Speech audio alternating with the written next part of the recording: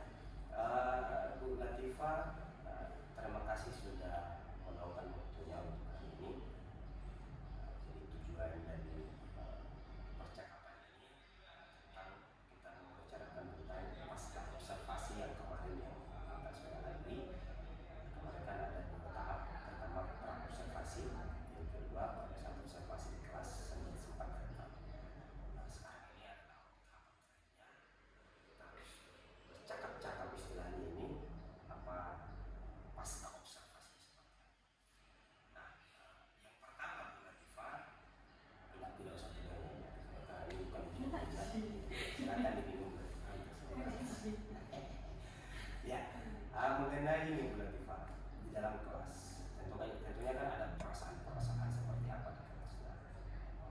Kira-kira untuk Bu Latifah, perasaan Ibu Latifah pada saat melakukan pembelajaran di kelas itu seperti apa? Dalam kelas biasa saja, santai.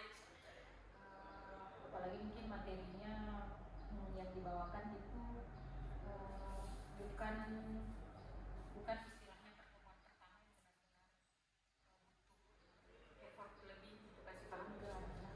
Yes. Lebih santai ya, apalagi kan ini bukan pertama kali aja. Iya. Sudah ada pengalaman. Nah, kira-kira karena kan kita santai nih anak. Nah, umpan balik dari peserta didik seperti apa itu dengan pembelajaran yang dilakukan? Apakah menyenangkan atau justru ada siswa yang masih bingung dengan hal itu atau seperti apa?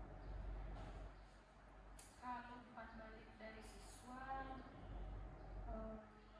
lumayan baik Ya. Siswanya juga lumayan aktif meskipun sangat terlihat sekali ada beberapa kelompok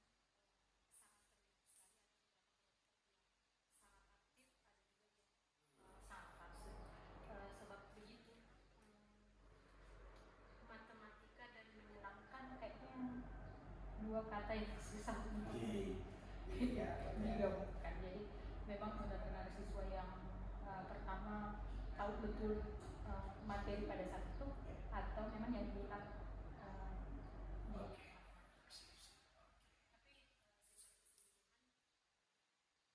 tapi lumayan baik. Nah, ya, saya tertarik dengan itu berarti bahwa lumayan baik ini anak-anak punya umpan balik yang baik. Berarti kan ada metode yang digunakan untuk belajar. Metode apa yang dilakukan atau digunakan untuk belajar pada saat belajar kelas? Kalau yang pada saat observasi? Iya, pada saat observasi. Jujur saja, saya rasanya malu mengaku muda tapi menggunakan model pembelajaran yang sangat konservatif dan jadul banget ya rasanya, karena hampir sebenarnya setengah dari pembelajaran itu pembelajaran langsung. Hanya mungkin yang membedakan adalah saya belajar dan membuat bagaimana meskipun itu pembelajaran langsung tapi terlihat berdiferensiasi. Itu tadi ada anak yang memang kemampuan awalnya oke, ada yang tidak, jadi mungkin treatmentnya itu yang beda. Memetakan Tapi sesuai dengan kalau diminta untuk menjelaskan model pembelajarannya itu masih sangat guru-sentris, sangat pembelajaran langsung. Menarik ini berarti percakapan ini. Saya rasa ini percakapan bisa sampai 5 jam komunikasi dengan kita.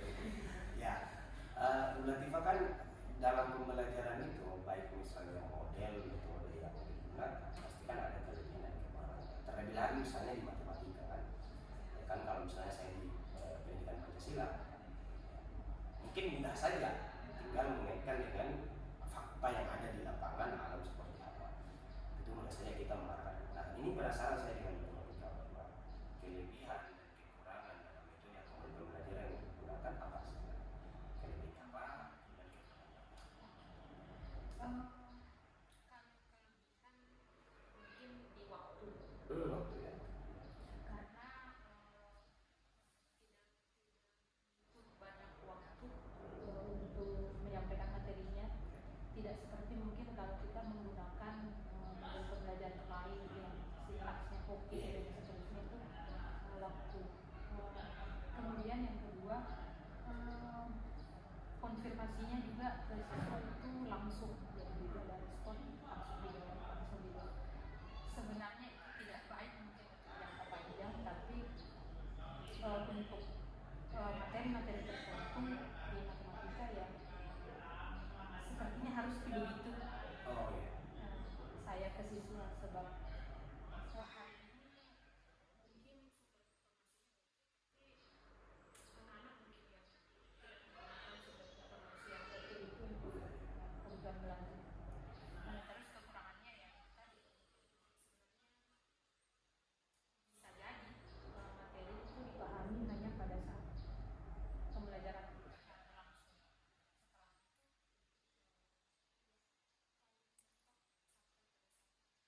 itu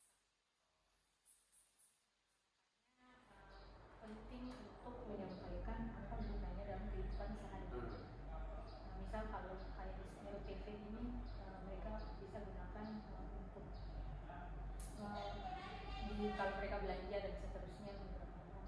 Biasanya kan menyampaikan.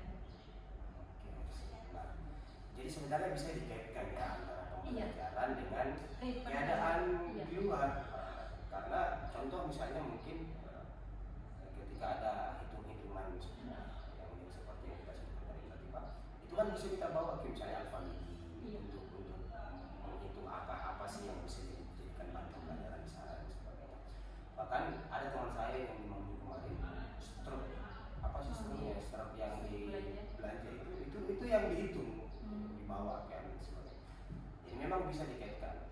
Nah, tergantung dengan metode dan model seperti apa yang kita menarik.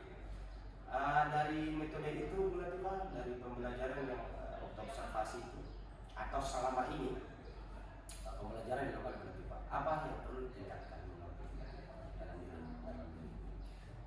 Pertama tentu penggunaan media itu banyak waktu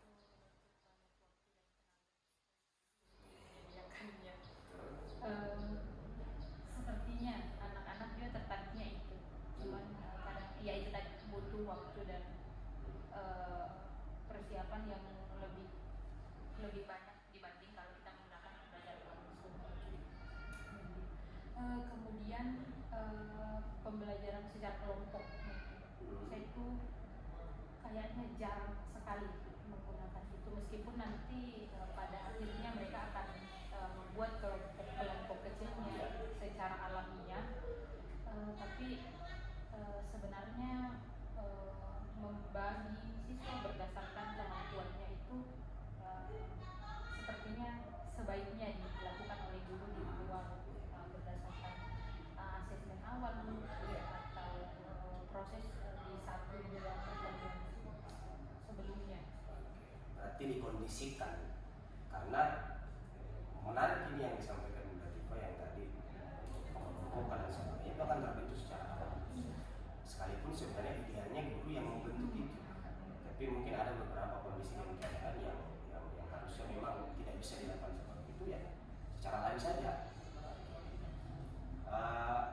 Bu Latifah, kalau kita kira-kira di skalanya dari skala 1 sampai skala 10, Bu Latifah sekarang berada di angka berapa? Mengajarnya. Iya. Kira-kira gimana? Jujur-jujuran aja. 6 kayaknya. 6 ya. Iya. Ini kalau konteksnya dibandingkan dengan teknologi yang ada, kondisi siswa, kebutuhan siswa. Tidak ada masalah, mau 6, mau 5, tidak masalah. Tetapi kan pada intinya kita mengakui bahwa inilah yang terjadi, ini yang saya rasakan. Ke depan kan ada peningkatan. Kita berusaha untuk meningkatkan kompetensi kita baik dalam secara pribadi maupun dengan pada saat bersama anak-anak. Itu kan akan naik lagi nanti skalanya, angkanya seperti apa. Pun dalam keadaan sekarang yang kita mengatakan bahwa menurut pribadi ibu tidak ada masalah, tapi kan menurut saya pribadi tidak 6. Saya kan melihat kinerjanya ibu selama ini di sekolah seperti apa, baik penelitian P5-nya, penelitian pramuka dan sebagainya, itu kan menjadi angka 8, 9. Tapi tidak ada masalah bahwa ibu merasa seperti itu ya, berarti ibu nanti kan punya impian ke depan bagaimana untuk mengembangkan kompetensi selanjutnya biar angka 6 itu berubah dari 9 bahkan 10 mungkin. Nah, tapi kira-kira dengan angka 6 itu ada niat untuk meningkatkan kembali ke kompetensi tadi seperti apa? Ada ya? Iya dong. Nah, ini yang saya mau tanyakan. Nah, kalau ada, ya, rencana tindak lanjutnya seperti apa nantinya? Baik itu dalam hal mengembangkan kompetensi ibu maupun yang bersentuhan langsung dengan pembelajaran di kelas. Saya mungkin kalau yang paling real itu media. Media ya. Meskipun sebenarnya kalau media itu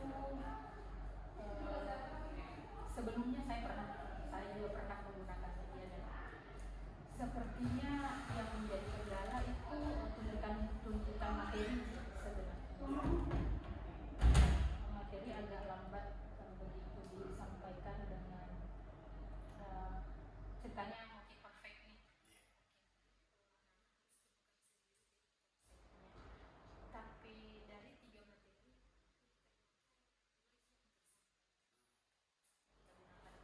kalau kita gunakan itu.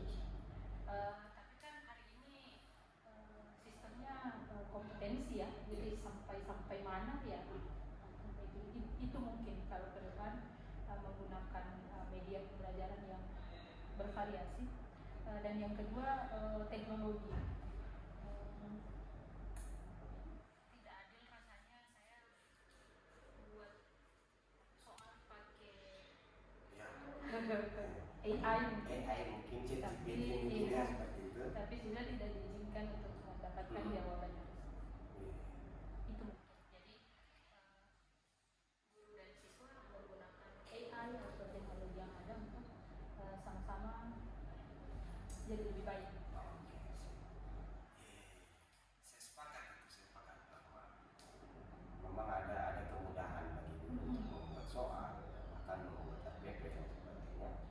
Tapi kan seharusnya akses untuk siswa juga dibutuhkan untuk itu, walaupun sebenarnya itu akan mungkin jangka panjangnya mungkin akan terlihat bahwa anak-anak instan dalam berpikir gara-gara ada yang diandalkan. Ya, tapi ada juga positifnya. Ini memudahkan.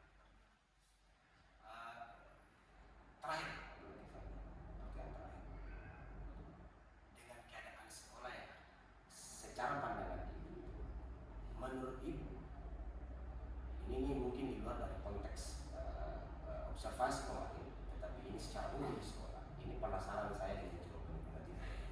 Menurut ibu, dengan keadaan yang mungkin yang terlihat di sekolah, apa kira-kira yang mesti diperbaiki dalam hal pendekatan mutu yang ada di sekolah kita ini? Karena kan sekolah kita ini besar, baik dari segi mungkin dari gurunya, siswanya dan sebagainya. Tapi kan kita melihat ada beberapa hal yang mungkin bisa diperbaiki. Menurut ibu, apa sih yang menurut ibu yang bisa diperbaiki di sekolah ini sehingga untuk pembelajaran untuk pendidikan di sekolah ini semakin baik ke depan? Sekali ini berarti banyak susah memilihkan untuk menjadi guru yang tidak mau menyerahkan seluruhnya.